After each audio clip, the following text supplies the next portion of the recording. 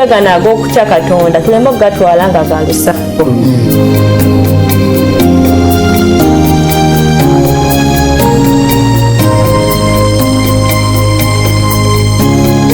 Malayika si agenda obubuulira naye ffe Mukama tuloze tububuulire eri ensi yonna.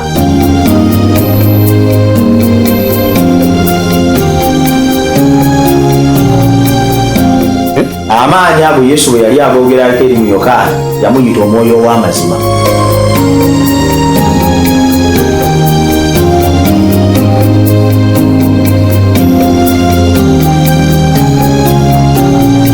Lesson weekend katuyigire ku bigere bya Kristo.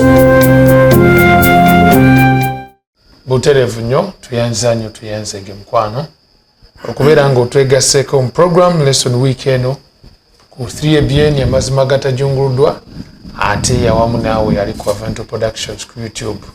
Naku lubala Wednesday saawa 2 paka saawa 3 olwo ne tubeera nga ate tugenda mu maaso n'okwekebejja ebyawandiikibwa lunyiriri ku lunyiriri nga tutera ogamba kyandika okukyandikibwa nga tuyigira ku bigere bya Kristo. Yonasaani Matovu yinza akubuuzaako ate Mukama ampadde omukisa olwaleero nzeemu okusinkana mikwano gyange be mbadde ndudde okulaba. Sinkano tewalumu amazzi enkejje egaleka mu nnyanja negasanga mu luwombo wamusepiki oba okitegeera. So olwaleero tulina muganda waffe baliddawo Alan okuva e Kanyanya abakimanyi obulungi yaddukanye ekitongole eky'essomero lya Summit PCM Communication Dinkoni n'ebiringa ebyo. So tuyanza nnyo era okuba naffe olwaleero Omukama akisa ewaawo sebo. Tusanyuse nnyo sebo okulaba. Tulina muganda waffe brother Enoch Mwesigwa ono ng'asinziira wali ku Mount of Olives kanisa ey'Emizeituni. Yes, such a master guide ate nga yaddukanya ekitongole kya discipleship. So tusanze nnyo okulaba. Bannange badde nudde balabako abooluganda bano naye ate tusinkanye ku lesson gyendabira ddala nga we did it pride versus humility. Amalala gagwisanya obwenyinaki n'obukakkamu obwetowaze. Obwetowaze. So tugenda kuba tuzuula ebisingawo ku malala gafaanana gatya, omwetowaze naye yandifaananya atya. By the one is opposite of the other. Nga twasoma ngeri mu Lungereza byekontana.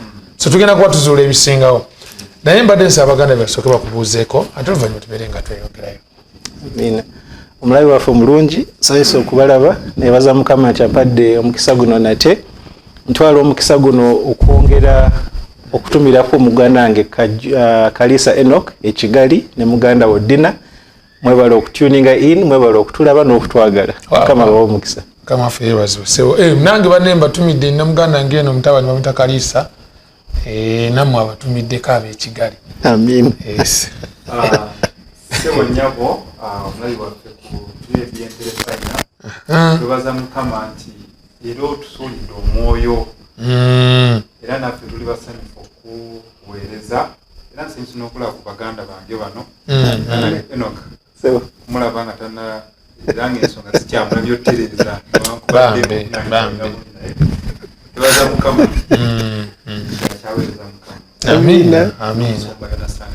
Weewaawo nange neesiimye nnyo banneemwe bali kunjagala nnyo baganda bange mukkirize ne bano mbabuuzeeko Stasitera onali Doha ekata omu ku bantu abatutambula naffe almost now more than 3 years. Amen. Ng'abeerako ku lesson week eno njala kutumira ku mukyala kwagala Mase Sister Comfort tulina ano Ken Sister Essence Jo. Okay, olwo bayita Grace Powers ono yantegeezeza n'okuntegeeza nti mami wange naye tavaako. Amina. Era omukyala Musumba Wasajjusa eri ku ludda olwa North Buganda twala omukisa guno okwebaza nnyabo webale nnyo balire ddala okubeera nga otambula naffe ku lesson week eno. Awo kwengatta ne mukyala Musumba Kaggwa ku ludda olw'Ebugema ne mukyala mukadde ali ku New Life. Wali mukyala mukadde bamuta mukyala Mire Kabunga. Yes, banne bangi tubatumiddeko oludda olwo mwebale kutwagala.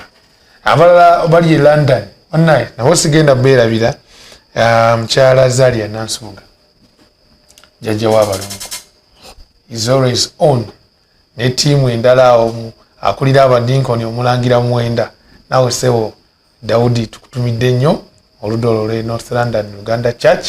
Thank you so much. Wano jaffe abasinzira mu US tubaagala nnyo nga bakulembeddwa mukyala Samali Kizito kanisa bagita Bererika nabo bali naffe naye lwakadde katulabe nga tweyongerayo mu maaso ne programu yaffe lesson week eno tubajjukiza nga ennaku z'omwezi 15 omwezi gwa Julaayi 2026 genda kuba olunaku lwakwebaza nga tuweza emyaka 5 nga lesson week eno. Amina. Era buli sebo Muganda simanyi naye buli abadde yali alabise ku lesson week eno tugenda kusinkana twebaze Mukama. 15 banne mukateeke yawo kugundi yawo 15 July. Advent Bible School registration yafulumye so genda maaso weewandiise ku Advent Bible School uyongere okuyiga Bible ebyafaayo science of redemption apocalypse ebintu by'ennaku z'enkomerero eby'obunnabbi byonna mu ebiri tugenda kuwa kalonda yenna bweweetaaga okuba ng'oyiga bw'obikkula Bible eno naye no byonna ebirowoozo ebyo bivudde mu kuyiga kuno kwe tuze tuyiga leso netugaa nti niffe tumaze okuyiga lwali naffe tufuuka abayigiriza. So Advent Bible School is a result of lesson weekend.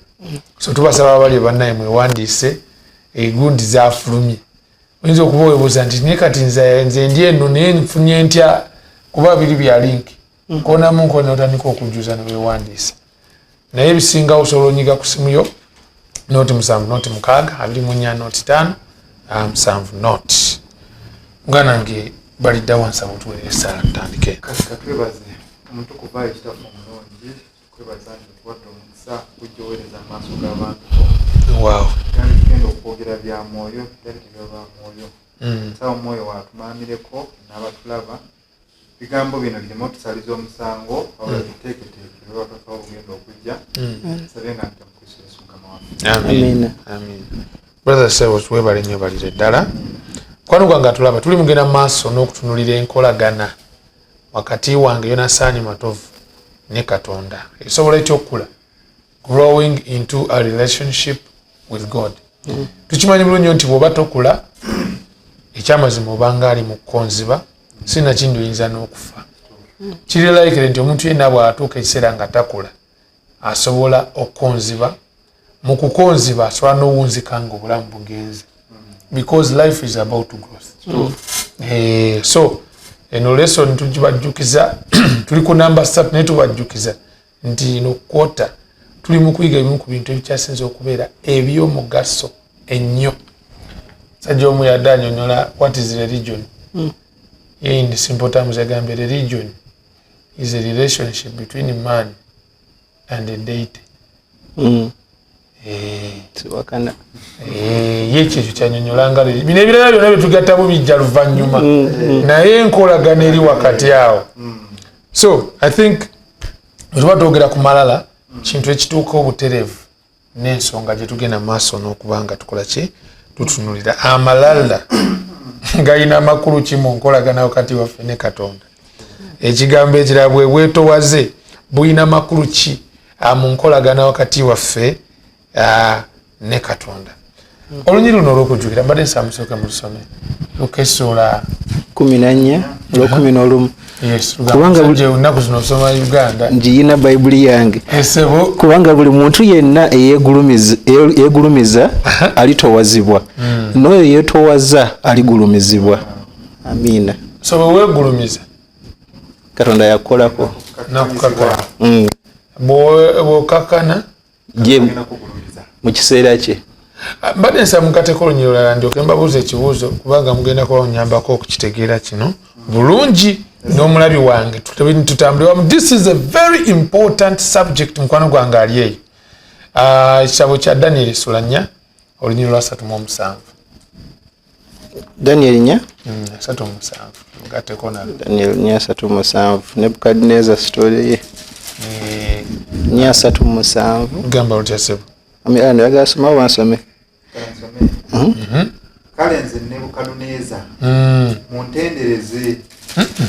muntendereze mutendereza yes era mugulumiza era muwe ekitiibwa kabaka w'eggulu otyo kubanga emirimu gye gyonna gya mazima n'amakubo ge ga nsonga waawo n'abo abatambulira mu malala ayinza okubajeeza. He knew from experience. ndowooza kugamba tetwagadde kukyogera kirabike nga statement eri blank. This is experience nti we weegulumiza Katonda amanyi bwakufikisinga naddala abo obanga obulamu bwabwe mukwasa he knows how to fix you kotandika okuleeta amalala so kintu kyetwogerako mukano nga tulabeyo kikulu nnyo naddala mu nkolagana yaffe ne Katonda bwebanga yakula ekimu ku bitulemesa okukula gaba malala. Anyway, what is amalala? Katusookera awo. Amalala amunyonyozi yagambye nti amalala kwe kwewulira ng'oli muntu w'amaanyi wanjawulo oba musukkulumu okusinga abalala bonna okubeera nga okyewulira buli oba n'endowooza eyo buka bagamba ng'ogyewulira ng'owulira oli gumite baana b'ennaku gamba ng'abalala bonna bali wansi wo nga gwe basukkulumu ng'okiwulira ng'okyewulira ali ane mulamu oyinza okuba wabaawo ebiraga kiri amalala galimu bikolwa gali nnyo mu ndaba y'ebintu. I think atandikira kuva munda then ffe kyetulaba kungulu bibanga bibala kyolwedde munda gakola kimega obanga bulwadde nga buli munda naye nga ffe obubonero tubulabira kungulu. I see.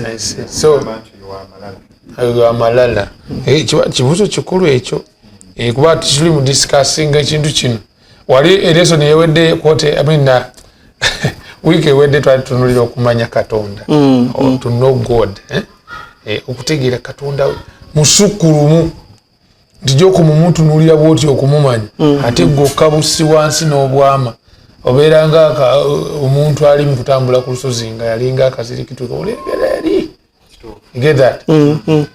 Kati ate kino kyemuli mu kwogerako kiraga nti omuntu alinga kutema magnifying glass n'ataniko gyetunuzaamu abadde alowooza nti mutono okulaba ssebo nga waali ate omwandisi waso nkyewandisaayo n'atugamba nti ffenna mu ngeri emu oba endala tulwana na buno obuzibu obwamalala waliwo abagalaga openly abo twandigambye nti at least bebalwadde abalaga obubonero nga bangu bakujjanjaba kuba buli mwamanyi nti ono ayagala nnyo obufuzi okitegeera ayagala nnyo obufuzi kasaba nga lw'ekintu ekyetaaga okukolebwa ayagala buli omu obufuzi abukoleki abuweye amanyi n'okukayana n'abaana n'agamba nti oyo tagwanidde kukola kino nze akola ki nze akisobola naye ate waliwo bano abalina amalala nga gali munda ng'oluusi naawe gwe kennyini tomanyi ti okola otya ogalina siri mufumbo naye kyemmanyi nti bwemu ku bulwadde obutawaanya abali muki mu bufumbo akagamba okwetoowaza n'ogamba nti nsonyiwa mu counseling session ze nakalumika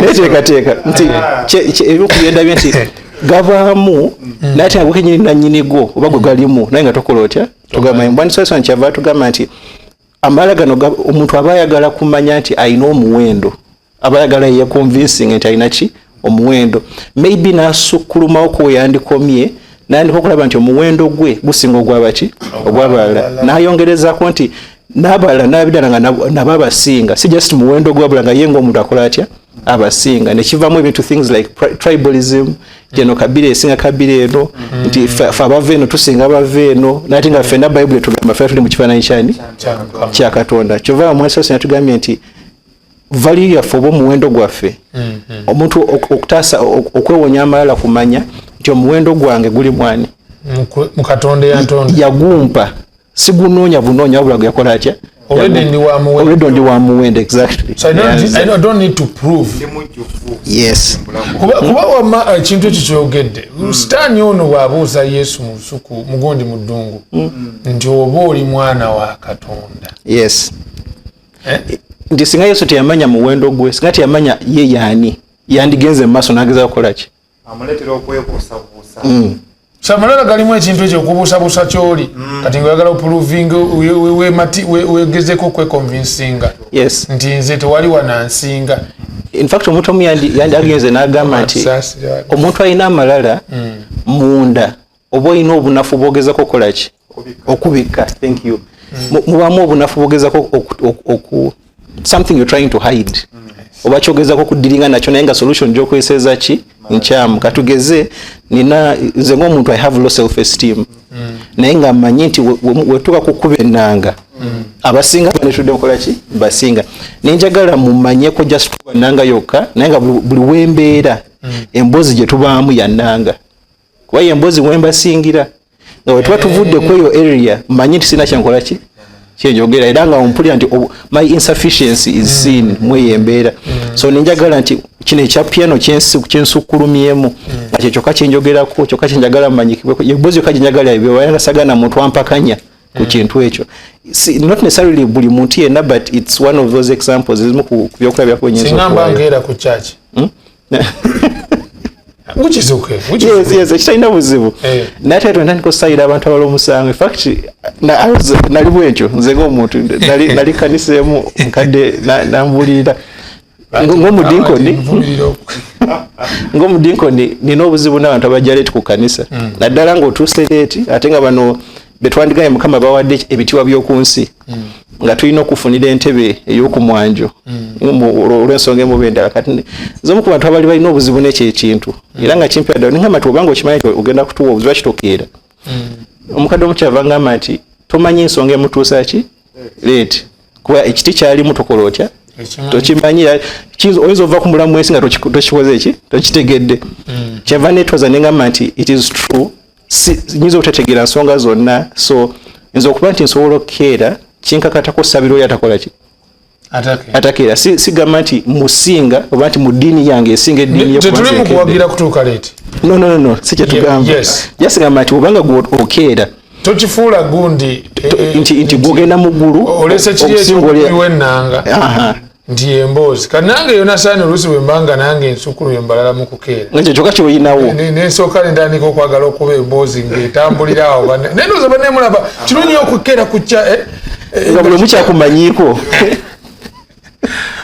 Mukama atusaasire naye omukwano gange atulaba twagala kulaba nga tugezaako okuba toki munda kuba eno endwadde yo nene tugenda nalaba mu maaso awo nga yalibanga esinga ne kansa obubi to be literally nti oba mu Luganda kiyite ntya mu mazima ddala amalala kirwadde kyendowooza ekisinga endwadde ezisingadde zonna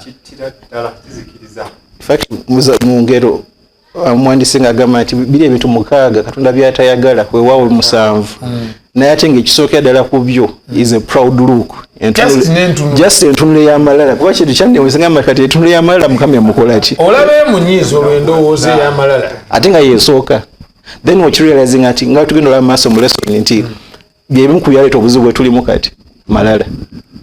In fact tugende bugenzi maaso ekibuuzo kyennaano kigamba nti kwegamba Lucifer ono kiki ekimufuula sitaani kuba erinnya Lucifer yandibadde ddungi n'otuuma omwana wadde sinalabayo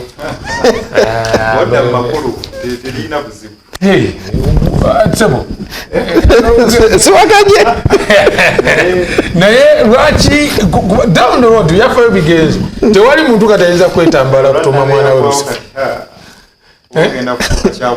naye eyali Lucifer nina gwe manyi ku TikTok eyita Lucifer mumanyi naye ateekwa okuba nga naye tali bulungi ekyo kituufu muntu ng'abadde atudde n'afumiitiriza ayinza kiringa amanya nti omwana bamutumye Kayini mbatono sinnawulirayo nze balirayo ebbanga lyemaze ku nsi siwulirangayo omutabani gwe bayita Kayini nti omutabani wagundi bamuyita Kayini kugezako kulaga naye afuuka atya sitaani eyali Lucifer erinnya Pomu bufunza awo tulabe nga bwetambula tulaba ekitonde ekyali kisukkulumye obulungi ekyabiranga mu maaso ga Katonda emisana n'ekiro Bayibuli egamba nti yali kerubi abikkako ku ntebe ya Katonda sibe bali abayimba mutukuvu ekiro n'emisana kugamba ng'ali mu maaso g'oyo bamalayika gwe batunulako ne beebikka mu maaso olw'ekitiibwa kye naye nga ye ali ku mwanja okukira abalala kati teri amanyi nawookera wa nsigo eno ey'amalala oba ey'ekibi bwe yayingira mu mutima gw'ono gwa kino ekitonde naye eyo bayibuli kikyetuwa alistika tufune ekyo kubanga Isaaya what we can know 14 yatulaze nti paka oyogera mu mutima gwe nti ndirinnya mu ggulu nigulumiza entebe yange okusinga emmunyeenye za Katonda era ndituula ku lusozi lw'ekibiina ku njuyi ez'enkumi bugamba olabamu kandi nze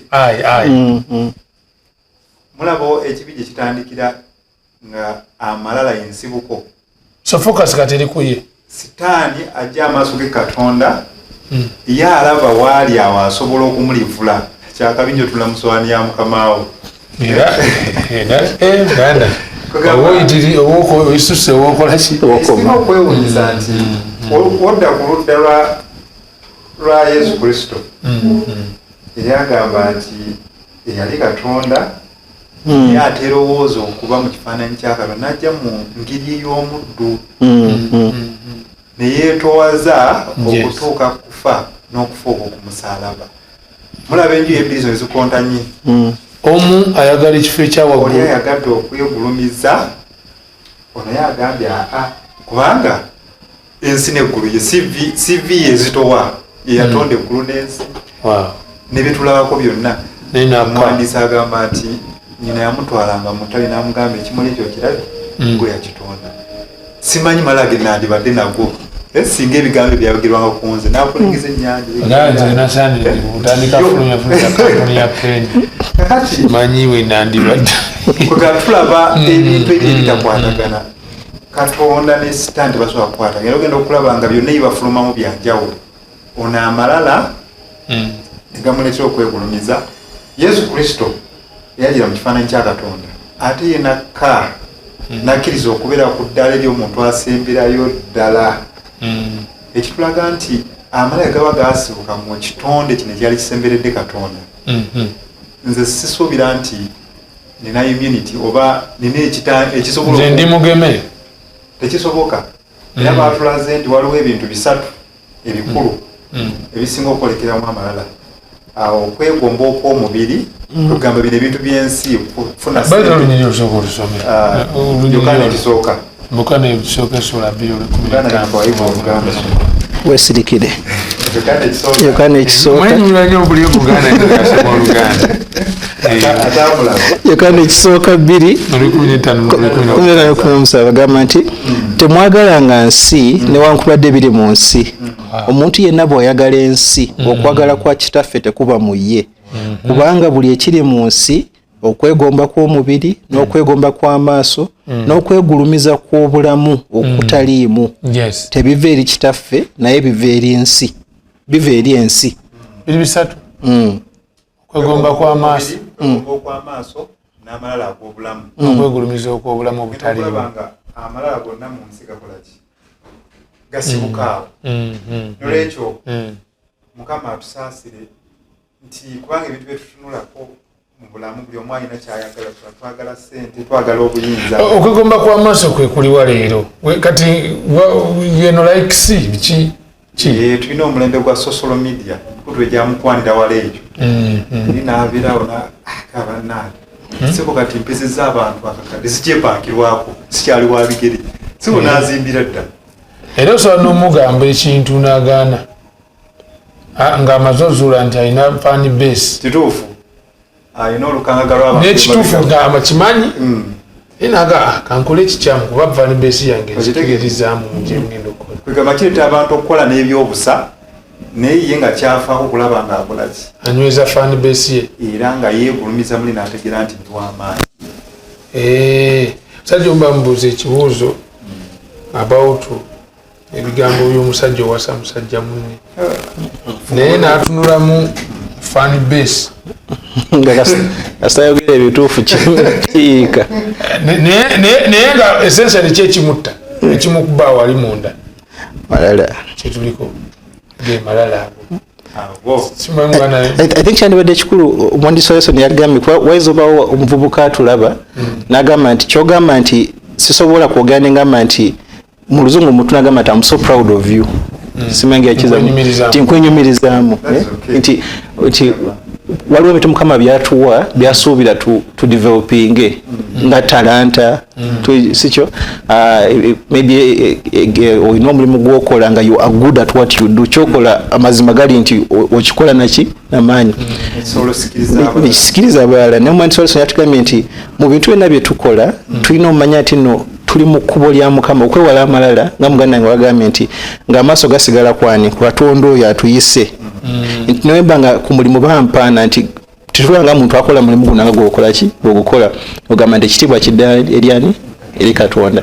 In fact bwe nandirabye ng'abantu abalina obuzibu buno nakwale tutira basonga mu lugalo be babuulizi okimanyi ne mbabuuliza naye kibaamu nojja n'ogamba nti no balina okukola ki bwe tuba tudde tuli ababuulizi bana ffenna batuyise tubuulire naye ate ono omunga alabedda nti bano bakaceere mbasinga kyekiri kye nagambye gagamala agabeera muno nga teri muntu akola atya nawe okiwulira woviira ku kituuti boodi tewali abantu bagenda tandika okufuluma kubanga tebakyalaba kipya kijja waliwo ekibuuzo kituyitizaawo awo ekirala eri omulabi waffe bintu kiggwe naawe eyo byolabanga bubonero obulaga nti omuntu alina amalala kale katukyuse namu bintu ki byolaba eyo ng'obubonero obulaga nti walibanga olimu amalala tetwagala kikanyugira nnyo gundi this is something about you and me yona sani matufu biki byokubamu toki mulambo nogane kobedwa na bino ekirulufu ekirimmegana ekirwadde kyamalala nange nkiri mukundya tusaba ogabaneko naffe ebirowoozo byo kasooke tumulemu ate bwe tukomawo ate tuzuule ebisinga awo tovaako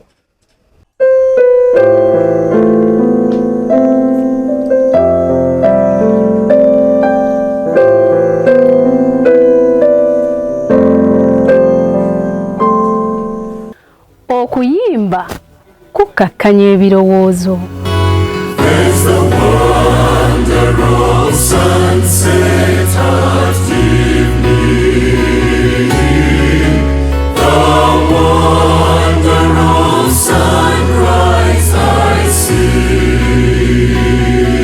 okuyimba kuteeka omwoyo gwo mu mbeera ey'okusinza Katonda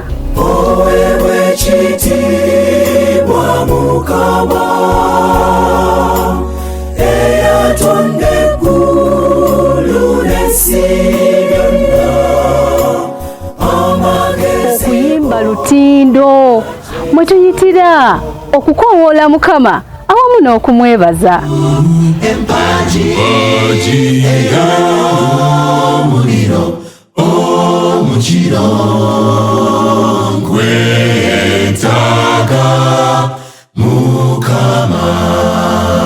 ennyimba ez'amaloboozi okuva mu bayimbi ab'enjawulo n'ebivuga ebiwoomera amatu ebikubibwa nga tutendereza omutonzi obisanga wano mu programu Yimba Nange ku 3ABN TV.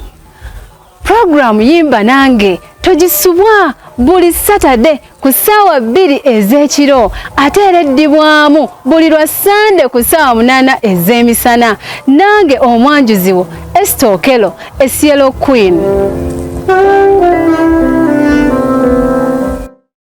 Buterevu nnyo tukulisayo nnyo mukumulamu tuyanza nnyo tuyanzege naawe eyakatwegattako lesson week eno tuyigirako bigere bya Mukama waffe Yesu Kristo saa 2 paka essaawa ziba 3 buli Wednesday Friday ate ne ziba 3 paka 4 ez'ekiro so nga ate ku lunaku lwa Sabbiiti ku makya ennyo saawa 2 paka 3 awo nawo lesson week eno so gifunako 3ABN amazima agatajunguddwa naye gwaliko Avento Productions by Wednesday saa 2 paka 3 eba yabadde dda uploaded so osobola okubeera nga otambula naffe notegezaako n'omulala mbajjukizanga 15 mwezi ogwa July mukwebaza Mukama for the 5 years so far nga tugenda maaso n'okumuweereza mu buweereza buno obwa lesson week eno.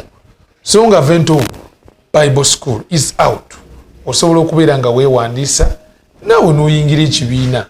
After all, Yesu anaatera okuddaga nti enjiri enebune mu nsi yonna. Tetusomesa kirala okuggyako Bible yokka ate yonna. So why not be part of this? Tuli mugenda maaso n'okutunuulira ekigambo ekiyitibwa amalala ku luuyi olulala obwetowaze. Don't feeling offended, just be open-minded. Twagala kulaba nga twejjanjaba ono diagnosis bye tunyumya wano binza okubanga binenge gye bikuleetera okuwulira convict ng'olumirizibwa nnyo neetogwa maki. Tulina muganda nge abalida wa Alan okuva Kanyanya gwe yakatwegattako ate ne muganda ffe Enoka Mwesigwa okuva ku Mount of Olives enaalya musajja master guide ate nga yaddukanya ensonga za discipleship oba ensonga z'okubuulira enjiri. That's it. Muganda nge abali wano okugenda maaso n'okufeffetta munda n'okutinkula ebyandikibwa okulaba nga tutegeera omulamwa guno obulungi. Ekigambo kino ekyokwemanya muntu ki yeetegeera? Nyinza obeera wenasaani nga nange seetegeera. Kisobokera ddala. Actually fe abantu abali mu kanisa fe abali ku risk ennene y'okulowooza nti tuli ekyo kye tutali. Nanjagadde okitwala step further nengamba nti Badvent bangi abeegulumiza mu ebyo ebitagenda batuusa mu ggulu. Osanga omuntu nti the things they take pride in si kwagala kwa Kristo, ekisa kye, okubafiirira ku musaalaba, nedda ebintu bye byakola atya byakola. Omuntu Salison kyava atuwa abantu babiri ab'okulabirako. In fact nga njagala omulabi waffe akirowoozeko mwene engeri. Lwaki tulina okwemanya? Why is it a risk okuba nti tulina amalala muffe? Lwaki kale amalala gano tagaagala ekyenkanidde awo? Ifena nti omwani Salison atulaza abantu babiri, omukadde w'ekkanisa ayimirira mu maaso g'ekkanisa n'asaba ng'asabisa maanyi naye ate nga ne mu kwogera kwe alagira ddala nti ayina he feels proud of what he is ng'omukadde nti ayina byakoze byalabya ddala nti nobanga ettaka baali balitwala nga yayimirirawo nga n'ekkanisa hafu yaayo yakola atya yagizimba. Waliwo ebintu bannange nno. Yes, nga oba oyimiridde njaga omuntu ategee nti terya mubuusabuusa. Mu kanisa y'emu emabega waayo ddala waliwo omuntu azze katugeze bano basire queen oba social media influencer ffenna nga tumumanyi nti obulamu bwe buli ki crooked. Nga newe yandibadde aleta ekimu ekikumi mwandibadde mutya n'okikwata. Exactly. Era weba basaaye mukikyako special nga erina kusooka discussing by elders council. N'atula emabega mu kanisa yekka mu nsonda ng'amaziga gamuli mu maaso kuba akimanyi nti obulamu bwalimu tebumugwanyisa na kubeera mu kino kizimbe. In fact singa si kisa kya Katonda ekimuwadde obuvumo okujja n'okutula emabega g'ekkanisa n'okusaba essala eno gyali mu kusaba kati tiyandikoze eki tiyandigisabye. Waliwo ali mu maaso akutte microphone ffenna tumutulire ffenna tumwegomba era nga naye munda mutima gwalabe ddala nze aliwo tuli ffenna. Then waliwo n'atudde emabega omutima gwo gumenyese. Omwani Salison kyava atubuuza kyava atucautioning oba okutulaga nti eggulu terisa value kwebyo ffe bye twewaaniramu. Tuli ffenna tebiteeka muwendo kwebyo. Omwani Salison yagambye nti no tutuuka ekiseera nga twagala twogere kwebyo bye tukoze. In fact wali kintu kimu kyeneegenza mu kanisa nti obeera mu kanisa nga emboozi ze zisinga ebyamanyi Katonda byakoledde ebimagiro byakoledde nga biri mu past tense. Myaka egisooka mu 3 emabega 5 6 agozeze emboozi z'oyina. Waliwo ekizibu kiri kyebagamba ekyokukonziba bangi mu kanisa bakonzibye. Omwani Salison kyava atugamba nti naye ekyo oyongera okulamula mu Katonda kiva ku ky'omuntu okubanga gogamba nti yankolera mu 2019 njagala tutegeera kikyolubiridde omwani Salison atulaga nti Katonda takoma mu ebyo like your past yokka emabega nnyo nti we yakoma okwagala okukola.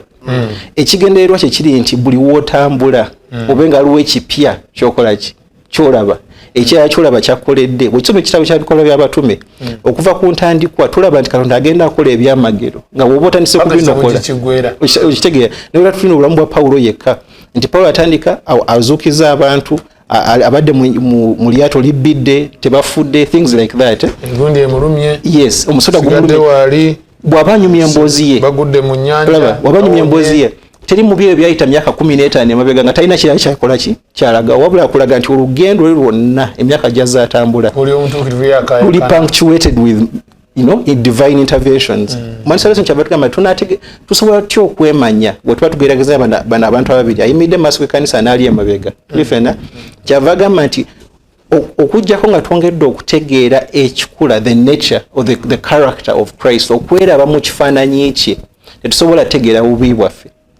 Era kyangu nnyo omuntu okuyimira mu kkanisa n'agamba nti nze ndi mukristaayo ndi mulungi, nkwata sabbiiti saswe kimu eky'ekkumi, sirya bitali birongoofu n'ebyo byonna bye twogerako nimubatize nga ate nga bituufu. I was amazed. Naye nga your idea of yourself kyeweerabamu Kristo nekyali byawukana. Kubanga endabirwamu eno obulungi bwayo bwe buno nti ekulaga ekikuli maaso gwe kyotalaba. Yes. Nti gye nnyo ngetula Kristo waliwo nenjogera eri mu bavubuka batono ddala nti nze siri Yesu. Omukristaayo nayogera ekigambo ekyo kyandikulumye mu mutima gwo. Kiringa mwami Yonasan nga tugeze nzize tubadde ku kanisa nsimbule motoka yange. Mutabani wo, God forbid, ali mu mupiira. Abadde bazanya. Ne reversing amutane bakola otya? Ne ngunyuko mwana wo nafa. Nogamba paka we tuliva ku nseno sijja kola ntya? Sijja kusonyiwa. Sinze Yesu. Omwandisa Lesson yagambye nti the closer we draw to Christ, the more we realize our sinfulness and unworthiness. Nti okwemanya tosobola kwemanya okujjako ng'otunudde oli perfect example kyoyise endabirwamu. Nti wematulidde obulamu bwange netuna obulamu bwa Yesu.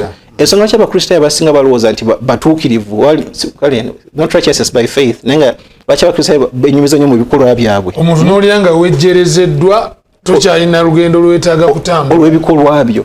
Nti ensonga lwaki twogera tulowooza bwe tutyo tetumala budde bumala nga tulowooza ku kikula kya Katonda ne Yesu ye yaani n'okwegeraageranya oba tumufaanana mu ngeri ye gye yeeyisaamu nange gye nakola kya. Kwegamba tukozesa minzaani enkyamu. Thank you.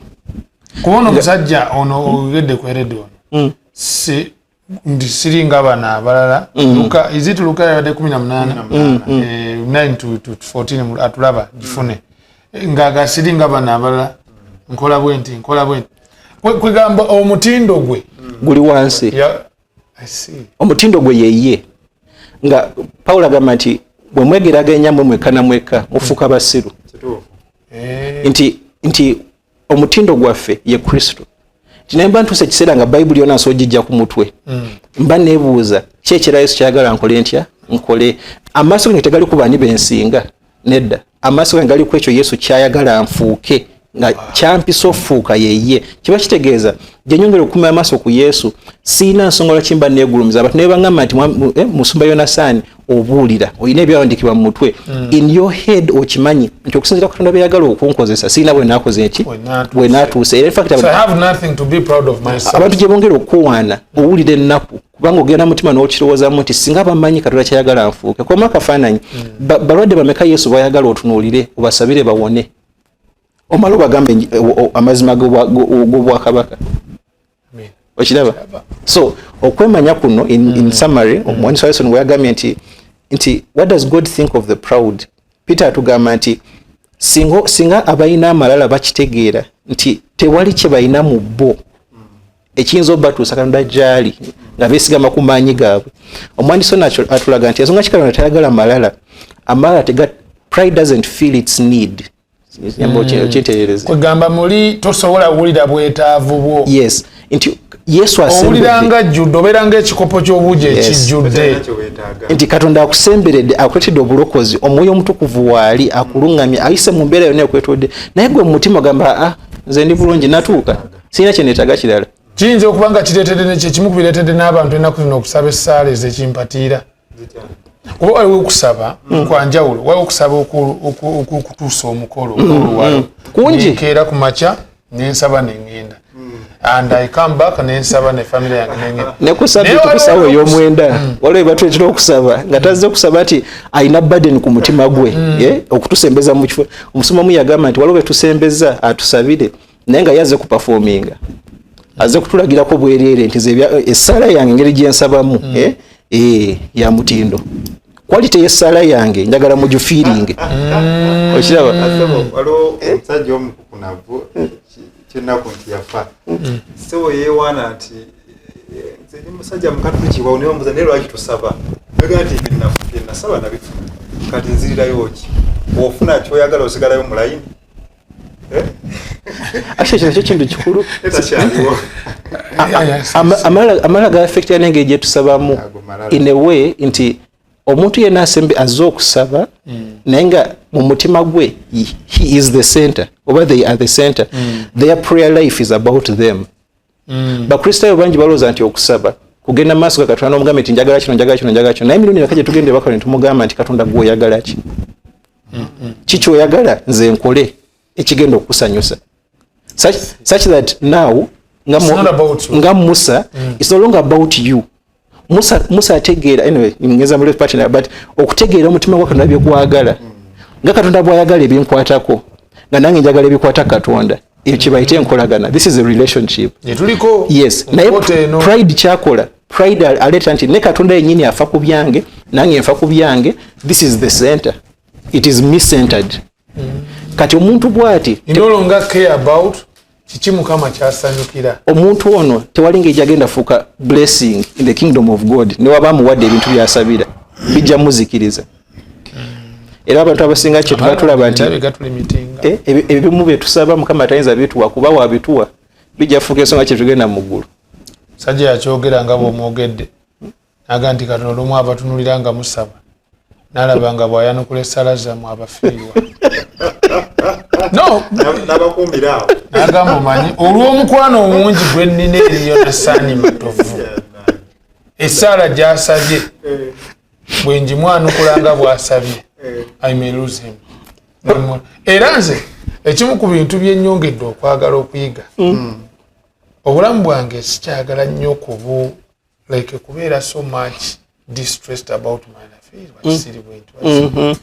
it may be for my good nga Katonda ndaba nti okusobola okunzijjanjaba ekirwadde ky'amalala awo wendi wensaana okunnongooseza nga bwe naaba njagadde okutandula entane njolekera eruyi nyinza n'okuba nga sikyawulira nti neetaaga okujjanjabibwa ate omanyi ekisesa ekyamagero kasi otegeera ensonga lwaki Katonda akyakulesewo oli oba weetegesa okudda ku leva eddako kati bwannaye mutwogedde ku nsonga zino ez'amalala naye contrast eno omusajja Musa ne Yesu bye bafaanaganya kuba choice kibuuzo kiriwo kiga how do our choices reflect pride or humility mu kusalawo we tuli kakati wabawo omuntu w'ekyokulabirako ojjeko Kristo Musa kubanga alina ebyokuyiga bingi tutandika ne Musa ng'ali Emisiri bagamba nti yayigirizibwa ate n'aba mugezi nnyo nti n'abisinga n'Abamisiri n'Abamakensa yes mucyo ne balaba omuntu agenda okufuuka Falaawo addako ngala omusajja omugezi omusajja alina amaanyi nga teetaaga kuba kampeni ku Bwakabaka nga bali musajja mulungi bayita y'abasajja balungi nga muwanvu yayimirawo naggumira pozi ettaka lyekyamu sajja gye bali ssebo ayinza mweyimbamu nkitegeera Musa ne bassebo ne bannyabo ebintu bino byewuunyisa nti Katonda aba n'enteekateeka nti Musa amukwakulayo n'amutwala mu ddungu amaze okukola ebikolwa birassa omuntu agenze mu ddungu kumala emyaka 40 mwandiisi yagambye ng'ali mu nsozi ali mu butonde naye nga mu ekyo ng'agezaako mujjamu kiri kyakimuzimbiddwamu amukenenulamu malala amala gonna ag'Emisiri kugamba obukaafiri bwonna byokola obukaafiri bwonna buvaayo nga buyimusa muntu kugamba okulaba endulu zino ze baamukubiranga azikenenulamu kati awamaani kugamba Musa nakkakanya 40 naye basobola banya beki ekineewuunyisa ennyo mu kitabo kyakubala essula 12 bayibuli egamba nti Musa nga muwombeefu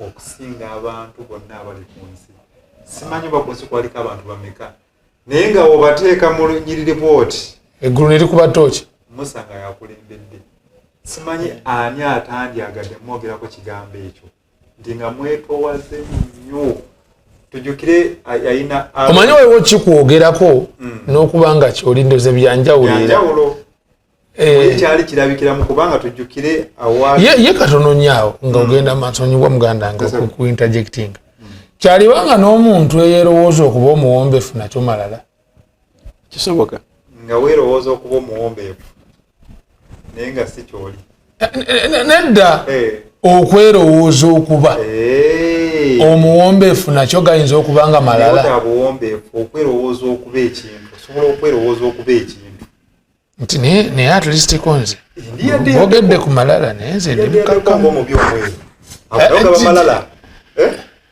oli yagamba nti sajja ali amuteeka ku discipline nti yali amulyako n'agamba naye ono kye yakola ne sitaani yeewuunya mufunze ebyawala bibadde yaddeko ebisango bibaddewo bibadde yaddeko ne bajja batulaba nti tulamusa omusajja omwetoowaze nti yaleka ebitiibwa byonna eby'Emisiri ebifo byonna byagenda tukamu ebibikulu n'asalawo aboneebonera abantu ba Katonda n'asalawo okulonda n'addiga ddala mu ttale n'afuuka omulaalo omulunzi kugamba n'aleka amalala g'ensi n'akkakanyizibwa era tugenda musikana bwakawuka obw'omugulu ndowooza gatakulunyira ono mu Buganda Ebulaniya 11 verse 24-27 Abebulaniya 11 olunyiri olw'ebirimu tula 27 24 agamba nti olw'okukkiriza Musa bwe yakula n'agaana okuyitibwa omwana wa muwala wa Falaawo ng'asinga okwagala okukolebwanga obubi awamu n'abantu ba Katonda okukira kubanga n'okwesiima kw'ekibi okuggwaawo amangu ng'alowooza ekivume kya Kristo okuba obugagga obusinga ebintu by'Emisiri kubanga yeekaliriza empeera eyo tebyongerekekako ebyo era ngende ku greatest offense eno wedde ensiiwa yesu nga bwetulaba bwetuwunze omusajja kyalangobe wano abakristaayo basinga tetunategeera bubi bwa kibi ngeri Katonda gyakirabamu ekibi kimunyira zizi Buganda fono kyayogedde kitulagira ddala ensonga eyo nti abantu bangi abasobola okugamba nti nzi wakiriko ffenna tuli balwadde naye oli mulwadde nnyo naye tekijja mu nsonga nti ffenna tuli baki Abaganda tulina olugero nti obukookolo bugeena nti erya munnange lyerisinga obunene abalwadde kookolo amabwa notandikugamba eryo lino ddene nnyo kinewunyisa kino naffe abali kweno pano ffennyini mu ngeri omu oba endala okujjako ng'omwoyo atulungamiza n'atutaasa naffe we are subject to the same weakness of course kino kyetwogerako baga nti bazindwa twazindwa kintu mala nti amaaso okujjako nga gasigadde ku Kristo nga galina okuba omwandisi wa lesson agambye nti nga mutambula n'ono omuntu akola ebyamagero azuukiza abafu awonya abalwadde abalaza ebintu eby'omu ggulu nawe olaba nti no kya muwendo it's a privilege mukisa okuba nti gw'omu 12 bakoze atya balonze ekyo kyokka kyandibadde kikumala kiringa bw'osomye ekitabo kya Desire of Ages omwandisa awandika n'atulaga nti singa tumanya just okuyitibwa obuyitibwa nti ogwo mukisa okuyitibwa okuweereza kitumala like nfuse mukadde wa kanisa bakusasudde nti kyanaku nnyo when politics enter the church era kiragira ddala kino nkyogera eri buli mukulembeze wa kanisa wooli right nti okimanye nti kasotandika okulaba okuweereza ng'ekino kirina okuyamba okufuna self esteem okuzimbulukusa CV yo tuli ffenna manya nti Kristo waba atambula ddeeno gwoddeeno ebigere bitandisa okukola bitya okwawukana omwanisa kyava tukotingira Christ object lessons n'atugamba nti mu ndwadde zonna mu estimate ya Katonda wabanga yabazeebazeemu nti mu ndwadde zonna endwadde esinga obubi endwadde enzibu ey'okuwonya ge malala.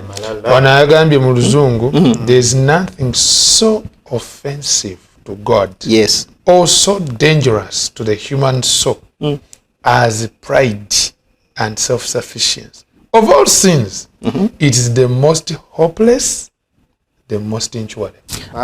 Kyava tulaga nti why is this the greatest offense? Nti gwe yeetaaga okuwonya. Isaaya essula esooka agamba nti oli mulwadde okuva ku mutwe paka ku bigere, ojjuddemu mabwa gali mu kuvunda. Tuli fena naye ate nga ffe mu mbeera yaffe tulaba ndi bulungi ndi okay. Omutima mulwadde buli kimu ku ggwe kifu. Era nga wokyogedde Laodikia yennyini nti ekkanisa yaffe yo seti gye tukola tutya gye tulimu. Bangi mu kkanisa wo mubuuzizza eddoboozi lya Katonda olimanyi mu bulamu bwo nti Katonda akugambye kola kino tebalimanyi.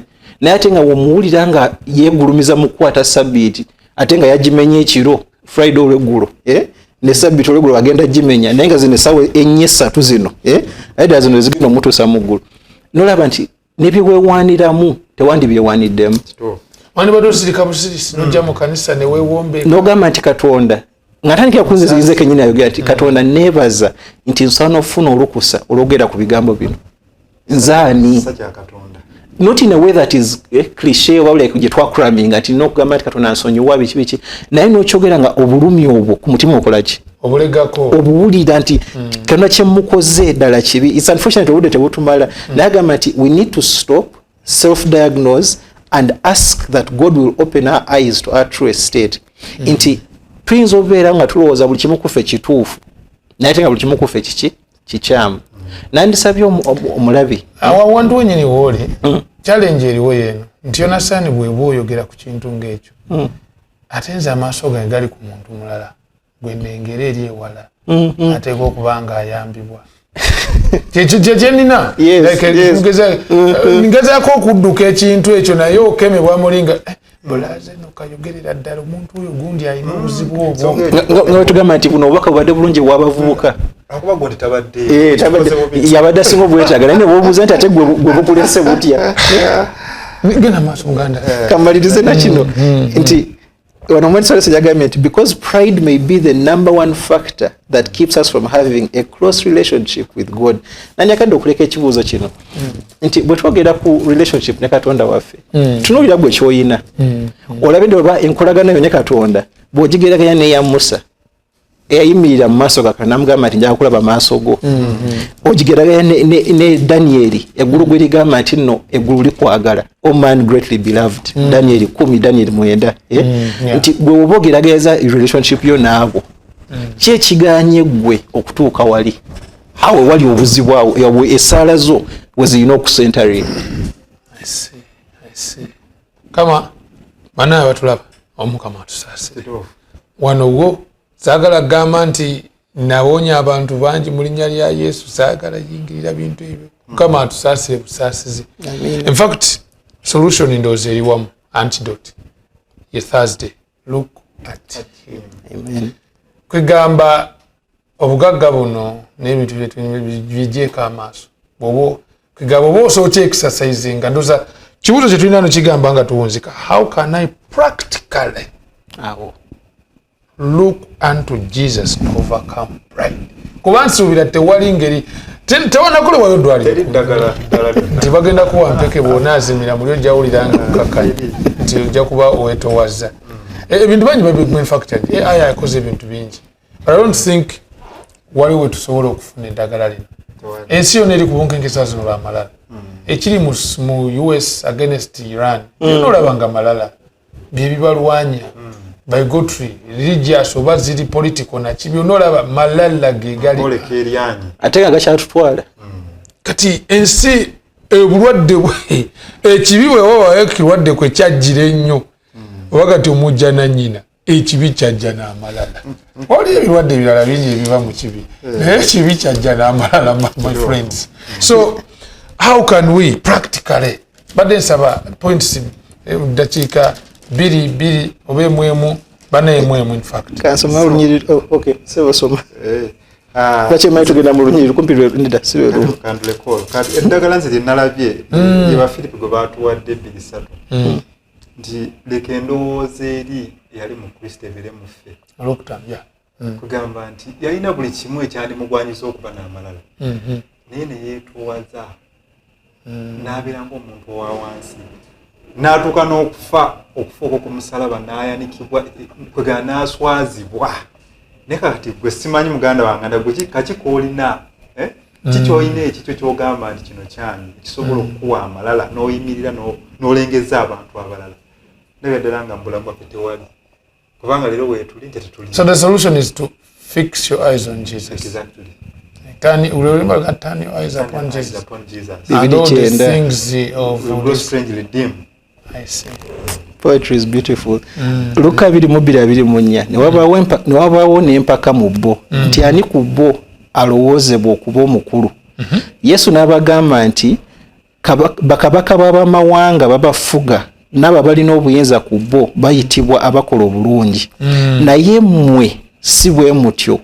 Naye omukulu mu mmwe abeere ng'omuto n'oyo akulembera abenga aweereza kubanga omukulu ani atula ku mmere oba amukulu yani atula ku mmere oba aweereza so yatula ku mmere naye nze wakati mu mmwe ninga aweereza. Omuntu agamba nti no daga kile kizo gamba eri amalala bwebuze ekibuuzo mu kanisa mirimu kijolaba nti giri wansiwo waliwo kintu kyendabye ku makanisa gaffe nga mukama namusaba nti anyame nemegwa mu katuke kamu ke kasera k'ekyemisana mu kanisa zaffe abavubuka bandisanye ne banga bebasinga okuleeta maki okuleeta emmere bagireete biki mu makanisa gasinga kyakwegayirira abavubuka bakwegayirira lwaki kubanga buli omu ayagala tuula alinde emmere ekoleetya emutuukeko naye kyandibadde kitya singa abakadde mu kanisa.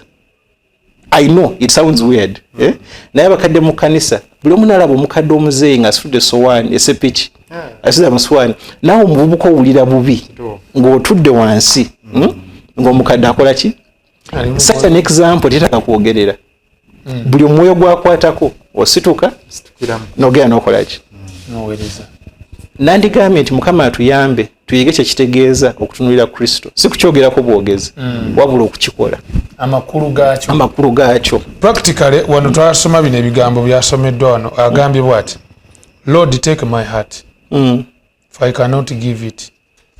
It is thy property. Keep it pure for I cannot keep it for thee. Save me in spite of myself, my weak and Christ-like self. Mold me, fashion me, raise me into a pure and holy atmosphere where the rich current of thy love can flow through my soul. Amen. Kugamba wano wetuli ku kisenge tulina kira kyoyinza kola okujjako okuleka Kristo atwala omutima yennyini yamanyi wayinza ogumooldinga n'agujja mubiri agumenye aguzimbe. Yes. Kwegamba tulina yingira kati banaye ne Saala gye tuli musaba yakuyingira ddongoosezo. Kristo mugaye kati ebisigadde gwe dokita onzijanja amaaso ge gatunulidde gwe. I think tuyinza otandikira mukusaba mu kuyiga ekigambo mu kwewala ebintu ebimu ebadde bitwalira obudde n'okwenyumirizaamu tandika okulaba tuyinza okwenyumiriza mu Kristo kubanga ye solusoni. Ebirala byonna ku nze sina kintu kyenzali komendinga abantu kirala simanyi wamwe muyinza oba nakyo baganda omusajja Kristo yayinza okukunaaza yayinza okulongoosa olamu Nebukadneza yawona twalusomye olunyiriri I still believe Katonda asobola okutuusa omuntu omutima gwange nanfuula omuntu omuwombeefu nga nange si kyennenyumirizamu okuba omuwombeefu naye ngaekyo Mukama akiraba nga kyanfudde. Gane tuwereyo Saala. Amina katusabe. Kitaffe omwagalwa tulongoose. Wow. Tuyambe amaaso tugajje ku ffe tugazze ku ggwe buli ensonga yenna twetula okwegulumiza Mukama gimenye. Amen. Newankubadde kijaba kya bulumi newankubadde tuyinza okubonabonamu for a season naye kimanyi nti gye biggwera mu bulungi bwaffe era mu kugulumiza erinnya lyo olw'okuba ojja kuba tufudde gwe kyoli. Saba Mukama ojjewo ensonga zonna zituusa okuba n'amalala nga tumaze okutegeera gwe nga Nebukadneza bwe yakutegeera olyoka otuddize byonna bye tubadde tuyina kuba mu kaseera kwe tujja batwetegesa obikozesa obulungi olw'ekisa kyo n'olw'obulungi bw'abaana bo. Nokutusaba kwange nti kweno sabbiiti oyogere naffe mu linnya lya Yesu Kristo nsabye. Amina. tweyanza nnyo tweyanzege mbale ne muganda wange mwesigwa Enoka kuva ku Mount Olives ate ne muganda ffe baliddawo Alan okuva e Kanyanya kiseera ekirungi kisa kya Mukama kyeyongere gye muli.